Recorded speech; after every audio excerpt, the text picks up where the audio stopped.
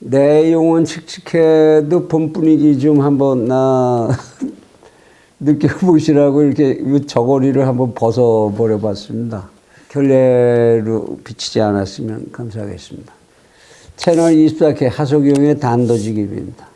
이 대한민국의 법무부, 특히 문재인 정권 하에 법무부, 참 신기록을 세우려고 노력하는 그런 조직 같습니다. 지구상에 아마 없는 것 같습니다. 무슨 손우진국 가릴 것도 없이 한 나라의 법무부 장관이 한 대통령 밑에서 연속으로 4개의 장관이 전부 고소 고발을 당한 그런 법무부가 지구상에 있는지 모르겠습니다. 현재의 법무부 장관도 지금 고발되어 있는 그런 상태죠. 그러면 이거 피고발인이 법무행정을 총괄한다. 이거 상식적으로 말이 되는 얘기인지 정말 모르겠는데요. 그런 속에서 박범계 법무장관이 보여주는 정말로 절제되지 않는 검찰권의 장악의 의지. 참 국익의 입장에서 좀 걱정스럽지 않을 수가 없습니다. 어쩌면 이 정권이 자신들을 방어하기 위한 마지막 몸부림을 치는 것으로 보이고 그 역할을 수행하고 있는 사람이 법무부 장관 아닌가. 그런 생각 지우기가 어렵습니다. 이 정부가 그토록 모든 권력을 검찰 걸 뺏어서 그냥 경찰에다 줘버리고 공수처야 뭐 지금 별로 하는 것도 없으니까. LH 사건 같은 그런 큰 사건에서도 검찰을 철저하게 배제하고 경찰만 애지중지하는 이런 모습 참 이쁘지 않죠. 검찰은 자기들이 마음대로 쓰다듬고 부릴 수 있는 무슨 애완견 정도로 생각한다 이런 얘기인지 뭔지. 그런 속에서 법무부 장관은 검찰을 자기가 마음대로 휘둘러야 되겠다. 이런 모습을 보여줘도 됩니까? 심지어는 공수처에서 뭐 어떻게 이성윤이 갖고 어떻게 하고 어쨌다고 그러니까 그냥 공수처에 대해서도 막 화를 내고 괘씸하다 이러고. 아니 법무부 장관 관할입니까? 공수처가? 뭐 참 착각을 한참 하는 사람들 아닌가 싶습니다. 그 속에서 지금 박범계 법무장관이 벌이고 있는 이제 한명숙 살리기 이 내용을 좀 분석을 해볼 필요가 있을 것 같습니다. 뭐 일사부재리의 원칙, 증거주의 재판의 원칙, 심지어는 지금 이제 시효 완성에 관한 문제까지도 해석이 오락가락하고 있는 것 같은데요.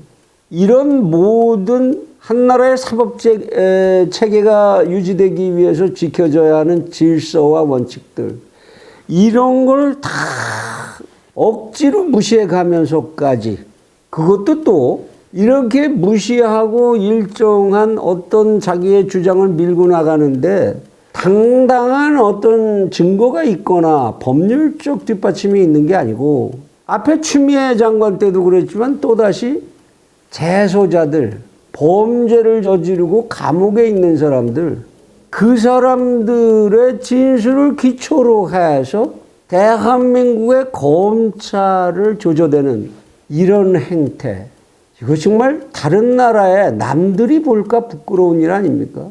이 나라는 현재 형을 살고 있는 사기범들의 진술이나 재소자들의 이랬다 저랬다 뒤바뀌는 진술 이것이 저희 나라 검사들의 주장보다 더 우선시 돼야 한다? 그쪽이 더 정의롭다? 그쪽의 언어를 더 받아주어야 인권적이다? 이런 얘기가 가능한 겁니까? 그래도 되는 겁니까?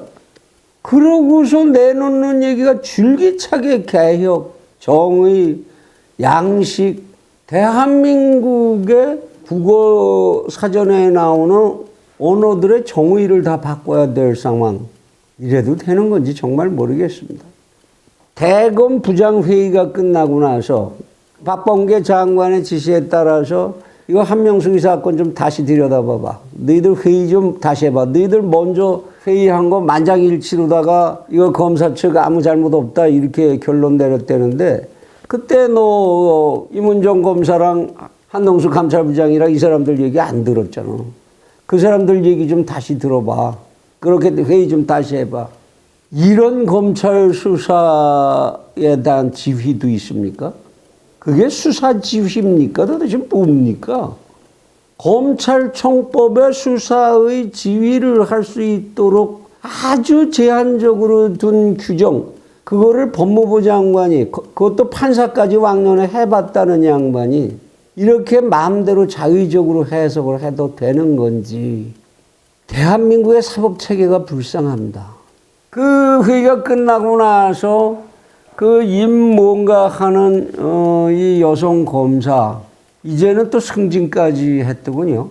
이 여성 검사가 마치 자기는 고독한 선구자고 종이의 투사인 양 무슨 어설픈 식귀를 이용을 해가면서 나는 고독한 이 길을 가겠다라는, 검사면 검사답게 법률적 판단과 법률적 견해 그걸 밝혀주면 되는 거 아닌가요?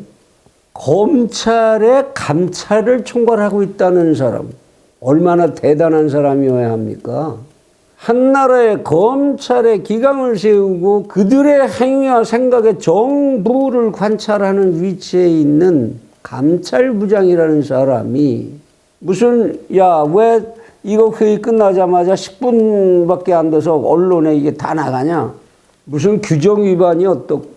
그게 감찰부장이 관여할 일인지 모르겠습니다만은 감찰부장은 감찰부장답게 몇 점 몇 항 법뭐에 의해서 그 부분에 대해서 이의가 있으면 정식으로 이의를 제기를 하든지. 뭡니까? 투덜대는 것도 아니고. 우리는 이 다수의, 우리가 저항하기 어려운 다수의 이 검찰이라고 하는 적폐덩어리의 위압에 밀려서 고독한 길을 걸어가는 희생양이야? 이런 약자 코스프레입니까?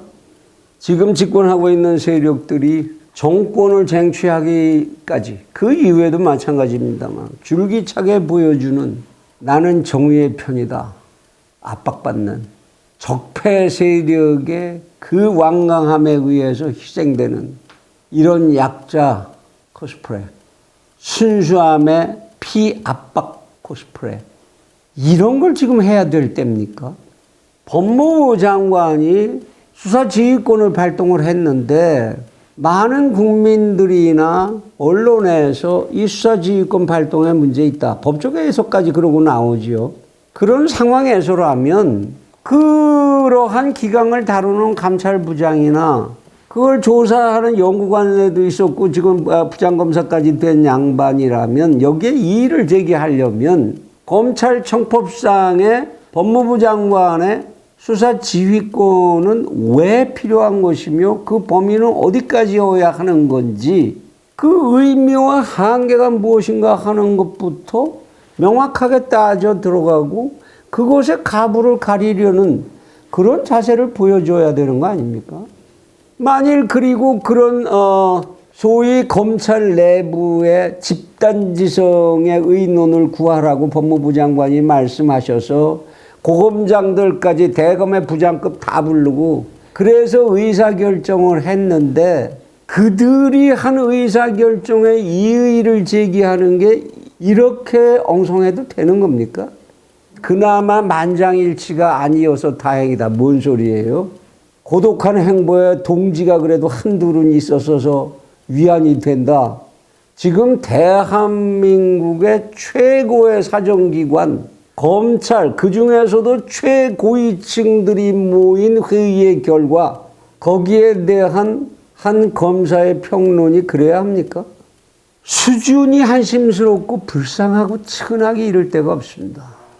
그토록 정의에 목마르신 분들이라면 정말로 검찰청법의 체계와 그 본질부터 집요하게 따져 들어가는 모습, 그러한 치열한 법조인으로서의 모습을 좀 보여주시길 바랍니다.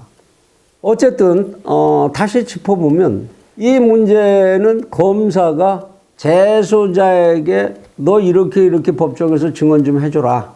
이렇게 회유를 하고 교사를 했다.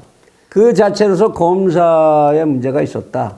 이거를 밝히자는 건데요. 근데 문제는 법원에서, 대법원에서까지 판결을 할 때 한명숙의 뇌물수수 사건을 판결하면서 이러한 재소자들의 증언은 증거로 채택되지도 않았고 이용되지 않았어요. 법률적 판단을 하는 데 있어서, 유죄 판단을 하는 데 있어서 명확하게 수교가 서로 됐던 1억 원짜리 수표, 받은 수표 1억 원과 되돌려준 수표 2억 원, 이것을 부정할 수 없어서 내려진 판단인데 이게 왜 이렇게 대한민국의 최고 사정기관의 권위까지 뒤흔드는 사건으로 증폭돼야 합니까? 또 하나 알 수 없는 게 이것이 현직 검사가 그래서 증언을 교사한 범죄를 저지른 것에 관한 것이라면 그 수사권은 지금 현행법상 공수처에 있는 거 아닙니까? 공수처가 해야죠. 지금 현행 공수처법에는 그 사건의 발생 시기에 대한 수사 소급에 관한 규정 같은 거는 없습니다. 그럼 공수처가 해야 되는데 왜 공수처에다가 너희가 수사해라라고 그러면 될 걸 왜 그걸 법무부 장관이 검찰의 수사지휘권을 발동하죠? 공수처는 수사지휘권을 발동할 근거가 없기 때문이죠. 공수처가 마음대로 움직여줄 것 같지도 않고. 또 하나, 대한민국의 과거 검찰권의 발동의 잘못으로, 그 수사의 잘못으로 희생된 그런 사법 피해자가 비단 한명숙 씨 하나뿐이라는 얘기입니까? 왜 그렇게 한명숙이라는 사람 한 사람에게만 그렇게 죽어라고 매달리는 거죠? 대법 판단까지 다 난 걸. 대법원의 대법관들 전원일치 판결도 법무부 장관이 부정하고 무시할 수 있는 권한을 갖습니까? 정말로 그렇게 정의의 추구를 위해서 그런 것이라면 많은 국민들에 의해서 이의가 신청되고 있는 박근혜와 이명박 이 두 전직 대통령에 대한 검찰권은 적정하게 행사되었는지 그 부분 다시 보라고 왜 수사지휘권 발동 안 하시죠? 아주 이참에 검찰에 문제 있는 민원 다 가져와라. 법무부 장관 책상에 싼뜩 쌓아놓고 뭐 다 못하면 굵직한 거 몇 개라도 해서 전부 재심사하게 하세요. 그래야 공평하지 않습니까? 결국 한명숙 살리기라는 것이 이 정부가 그렇게 집요하게 매달리고 있는, 그럼에도 국민들이 그 명분을 잘 받아들여 주지 않는 검찰개혁이라는 그 명분을 살리기에 그 초점이 주어져 있는 거고, 그리고 그렇게 해서 명분을 확보하고 나면 결국은 조국 살리기와 연결이 될 거고, 옵티머스 사건에 연루된 권력자들 아직 수사도 제대로 못하고 있죠. 그들 살리기. 추미애 장관이 만들어낸 권한유착이라고 하는 문제. 윤석열을 징계에 회부했던 것에 대한 정당성의 확보. 결국 그래서 추미애 옹호하기와 전부 연결된다는 사실. 그래서 이 난리를 친다는 사실. 국민들이 그걸 못 알아볼 것 같습니까? 그렇지 않다고 부인할 수 있겠습니까? 앞에서 제가 열거한 이 사건들이 전부 공통점을 가지고 있습니다. 무슨 공통점이죠? 모두가 자신들이 인용한 그 범죄들이, 검찰의 범죄들이, 범죄자들, 심지어는 사기 전과자, 현재 형 집행을 살고 있는 재소자들, 그들의 증거에 바탕을 두고 있다라는 그런 공통점을 가지고 있지 않습니까? 오죽하면 증인을 구할 데가 그렇게 없어서 범죄 사실만 생겨나면 제1차적으로 쭉 수사관들이 조사하는 것이 그 범죄와 관련된 전과자들 목록인데 그들의 증언부터 우선시해서 이 난리를 전부 치는 거 아닙니까? 그 공통점 부인할 수 있나요? 그리고 결국 이 모든 이 사건들이 검찰개혁이라는 과제와 그 명분이 맞닿아 있다는 거 부정할 수 있습니까? 길게 말할 거 없이 그토록 수사권력, 기소권력 전부 독점하고 싶다면 길게 얘기할 건 뭐 있습니까? 간단히 정리할 수 있지 않습니까? 어차피 법무부 장관이 검찰의 인사권의 수사권까지를 전부 독점하고 있는 이런 상황에 뭐 그렇게 복잡하게 일을 만들고 일을 끌고 가지요? 180석이나 있는데 검찰청법 폐지에 관한 특별법을 상정을 해서 가결시키세요. 간단하지 않습니까? 검찰청 없애면 되죠. 뭐하러 지금 검찰총장이 필요합니까? 어차피 법무부 장관이 다 가지고 있는데 권력. 없어도 되잖아요. 그러니까 어차피 지금 경찰에 준 거, 공수처에 준 거 그냥 두고 나머지 수사할 건들 뭐 별로 남지도 않겠습니다만 경찰에다 더 마저 넘겨주든지 기소에 관한 것까지 그렇게 하기가 참 부담스럽다면 법무부 장관 직속으로 법무부 내에다가 기소를 담당하는 부서를 하나 신설하면 되지요. 무슨 송무부라고 하든지 뭐 해서. 간단하지 않겠습니까? 한 나라의 모든 조직과 질서, 상식을 모조리 해체해 나가는 이 과정에서 권력이나 국민이나 피차, 무엇이 옳고 그런 거 따지고 갈 수 있는 어차피 지금 그런 세상이 아니지 않습니까? 그냥 편하고 간단하게라도 하세요. 그런데 말입니다. 이렇게 몰리는 검찰이 만일 지금이라도 정면 돌파하겠다는 의지를 가지고 현재 고발되어 있는 4개의 법무부 장관, 현직 법무부 장관부터 수사 출두 통지서를 보내기 시작하면 어떻게 과연 대응하실 것인지 그게 참 궁금합니다. 그 장면을 지켜봐야 되는 국민들은 무슨 생각을 해야 될지 정말로 궁금합니다.